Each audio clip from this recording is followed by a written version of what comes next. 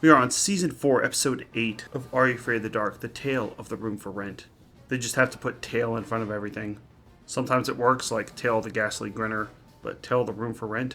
Not a very scary title. But we do get to see some nice special effects, and I really do mean that, in this episode, and a ghost. This is a tale told by Sam, the prissy one, that girls like Kiki and Betty Ann are jealous of, because all the guys want her.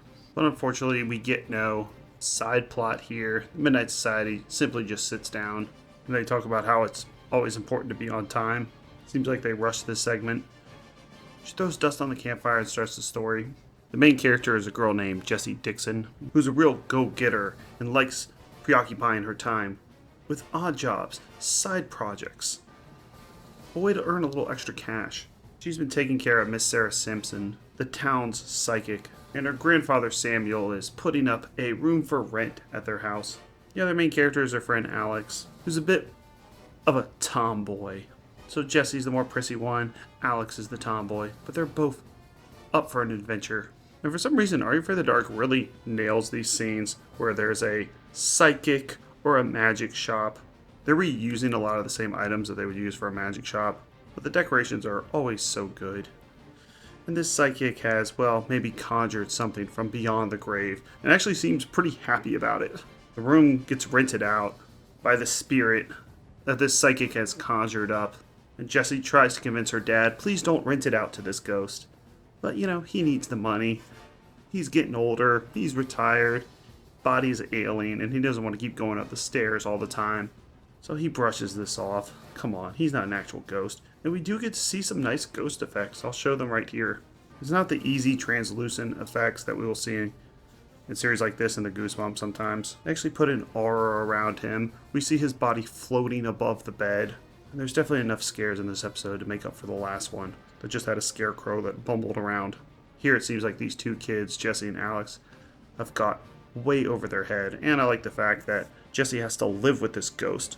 We're not exactly sure what he's trying to do. At this point, he's not trying to hurt the kids necessarily, but he is telling them to stay out of his room.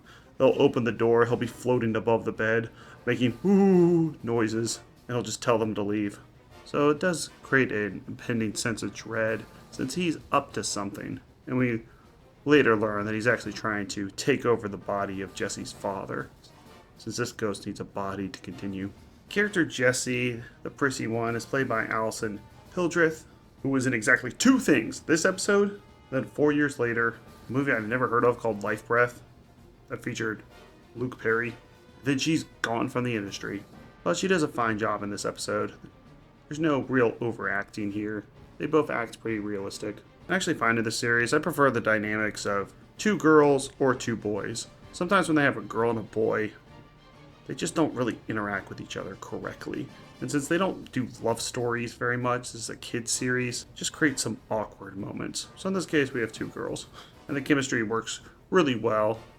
Where both seem a bit different, but they're on exactly the same page. Jessie doesn't have to convince Alex to help her stop this ghost. She's on board with it.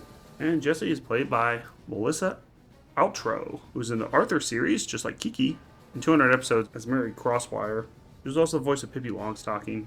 And in the movie Gran Turismo, that's a video game series. I know they made a movie out of it.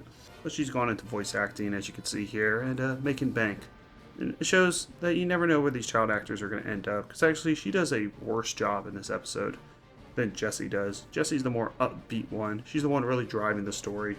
And Alex is just more along for the ride. But who's laughing now?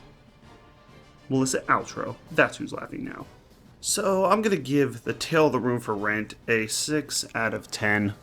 It really gets elevated above a 5 because of the main villain. The way that they portray him. He's not a nice guy that turns bad.